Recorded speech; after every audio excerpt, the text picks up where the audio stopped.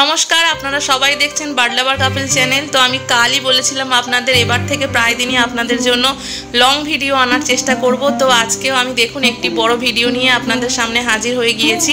তো আজকে আমি ককাটেল পাখির বিষয়ে একটি ছোট্ট ভিডিও উপস্থাপনা করছি।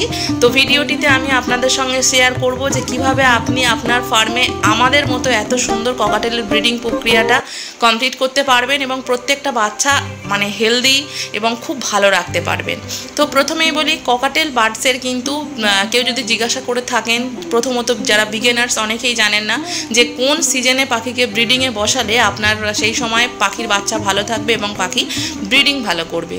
তো সিজনের কথা বললেই যেটা আমার মাথায় আসে, ককাটেল পাখির কিন্তু ব্রিডিং সিজন বর্তমানে আমরা যে সময়টার মধ্যে দিয়ে যাচ্ছি মানে ফেব্রুয়ারি মাস, এই মাসটা হলো ককাটেল বার্ডসের একদম ব্রিডিংয়ের জন্য মোক্ষম সময়।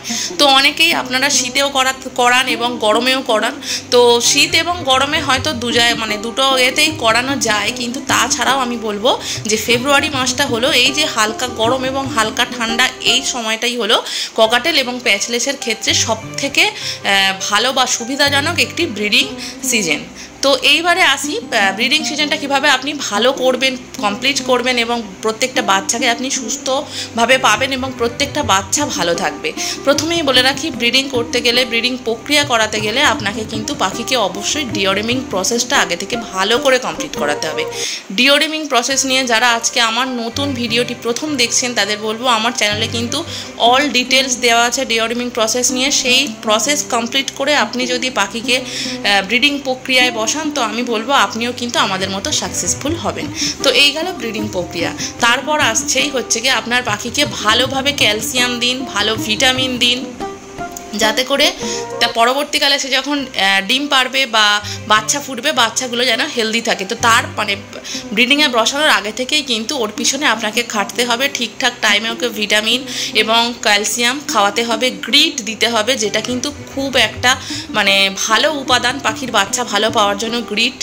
তো গ্রিট দেবেন, শাকসবজি দেবেন, সফট ফুড দেবেন, সব কিছু দেবেন। এবং তার সঙ্গে এবার যখন দেখছেন যে আপনার পাখির বাচ্চা ফুটে গিয়েছে ডিম থেকে অলরেডি, সেই দিন থেকে আপনাকে করতে হবে হজমের ওষুধটা মাস্ট। আমি প্রত্যেকটা ভিডিওতে বলবো হজমের ওষুধ। এখনের যা সিজন, বর্তমানে কোনো কিছু খাবার খেলে সাধারণত মানুষেরই হজম হয় না, তো সেখানে পাখিদেরও কিন্তু হওয়ার সম্ভাবনা খুব কম। সেই জন্যই কিন্তু প্রথম দিন থেকে আপনাকে হজমের ওষুধ স্টার্ট করতে হবে।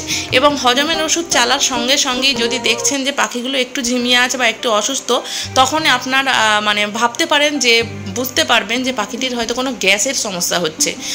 ঠিক আছে, তো তখন আপনাকে করতে হবে কি, সকালবেলা আপনি একদম আর্লি মর্নিংয়ে দিয়ে দিচ্ছেন গ্যাসে এই হজমের ওষুধ। তো ওই ওষুধ জলটা থাকবে এবং থাকার পর ঠিক 11:30 পৌনে 12টা নাগাদ গিয়ে আপনাকে চেঞ্জ করে গ্যাসের ওষুধ আপনাদের দিতে হবে, পাখিটিকে প্রোভাইড করতে হবে। এই করতে করতে হজমের ওষুধ এবং গ্যাসের ওষুধ প্রোভাইড করতে করতে পাখিটি যখন দেখছেন যে অনেকটাই বড় হয়ে গিয়েছে বা অনেকটাই স্টেবল হয়ে গিয়েছে, তখন কিন্তু আপনাকে আবার ওষুধটা ঘোরাতে হবে মিনস ওই যে গ্যাসের ওষুধটা দিচ্ছেন সেকেন্ড হাফে, তো ওই গ্যাসের ওষুধটা আপনাকে চেঞ্জ করে তখন এবার আপনাকে দিতে হবে ওদের জন্য অ্যাম্বিপ্লেক্স বা ভিটামিন। আমরা কিন্তু সবসময় ভিটামিন হিসাবে অ্যাম্বিপ্লেক্সটাকেই প্রেফার করি, যেটা পাখির বাচ্চা হওয়ার পর বাচ্চা পাখিকে দেওয়া যায়। এবং বড় পাখির ক্ষেত্রে কিন্তু ভিটামিনটা সম্পূর্ণ চেঞ্জ হয়ে যাবে। বড় পাখিকে যখন বাচ্চা হওয়ার আগে খাওয়াবেন তখন তাদের দিতে হবে রিকোভিট, এবং বাচ্চা পাখিকে যখন আপনি ভিটামিন প্রোভাইড করবেন তখন দিতে হবে অ্যাম্বিপ্লেক্স।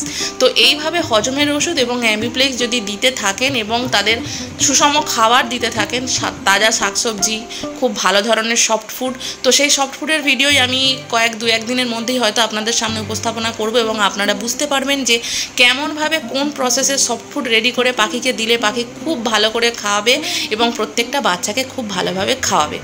আরও যেটা একটা পদ্ধতি আপনাকে ফলো করতে হবে, সেটি দেখতে হবে যে আপনার অ্যাপিয়ারিতে মানে যেন অপরিচিত লোকের আনাগোনাটা একটু কমই হয়। যে কেউ বন্ধু বান্ধব বাড়িতে এলো, তাদের হুট করে নিয়ে গিয়ে পাখি ঘরে ঢোকাবেন না। তাহলে কি হয়, পাখি মানে অনেকটাই জানেনই যে ককাটেল পাখি কিন্তু ভীষণই মুডি পাখি এবং ভীতু পাখি। মানুষ দেখলে, অচেনা মানুষ দেখলে পাখি কি করে, কিন্তু ওরা খুব ভয়ে দেখবেন ঝটপট করতে থাকে, তো সেই সময় ওরা কী হয় বাচ্চাকে খাওয়ানো ছেড়ে দেয়, তার ফলেও কিন্তু অনেক সময় পাখির বাচ্চা নষ্ট হয়ে যায়। তখন আপনাকে ওদের পিছনে এক্সট্রা করে খাটতে হয়, হ্যান্ড ফিড করতে হয়। তো সেই সমস্ত পদ্ধতিতে যদি না যেতে চান তো আপনাকে করতে হবে পাখির অ্যাভিয়ারিতে আপনারা যে কজন রেগুলার যাতায়াত করেন বা যদি আপনিই শুধু একা যাতায়াত করেন, শুধু ওই ব্রিডিং সিজনটায় চেষ্টা করবেন যেন বাইরের মানুষ একটু কম ভিতরে যায়। তো এই সমস্ত পদ্ধতি যদি আপনি একটু মেনটেন করে চলেন তো দেখুন আমার অ্যাভিয়ারিতে আমি পুরো সব কিছু ডিটেলসে আপনাদের তুলে রেখেছি। আমার অ্যাভিয়ারিতে যত পাখি আছে ততগুলো পাখির এই ফলোগুলো মানে নিয়মগুলো আমরা ফলো করি বলে প্রত্যেকটা পাখির বাচ্চা খুবই ভালো আছে। এবং কি বলবো, বর্তমানেও আমি আশা করছি যে আমাদের অ্যাভিয়ারিতে ঠিক এরকমভাবেই ভালো ভালো পাখি আমরা ব্রিড করে আনতে পারবো। তো দেখুন আমি সমস্ত কিছু আপনাদের জন্য ভিডিও রেডি করে রেখেছিলাম কিন্তু শেয়ার করতে পারছিলাম না, তো আজকে সেটি শেয়ার করলাম এবং ভিডিওটি কেমন লাগলো অবশ্যই জানাবেন। নমস্কার।